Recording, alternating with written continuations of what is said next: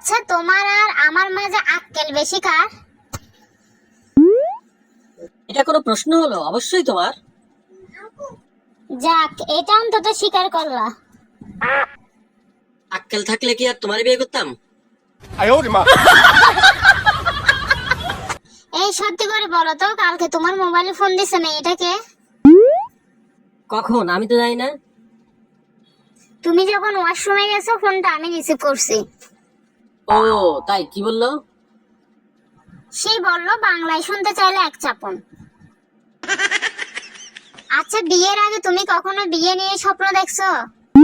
অবশ্যই দেখেছি, এই জন্যই তো তোমার মতো বউ পেয়েছি। তো কি দেখেছিলে?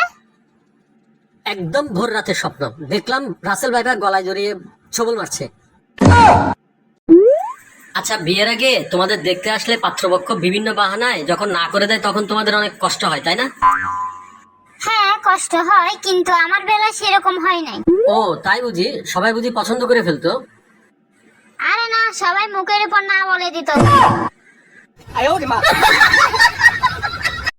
এই, আমি আর তোমার সাথে থাকবো না, তোমার বাবা আমারে খবর দাও। সমস্যা বলবা তো। রান্না বান্না থালা বাসন ধোয়ার জন্য কি আমি তোমার বিয়ে করছি? ঠিক আছে, কাজের মহিলাকে আসতে মানা করে দিব, ঘর মোছা কাপড় ধোয়ার কাজটাও তুমি করিও। এবার খুশি তো?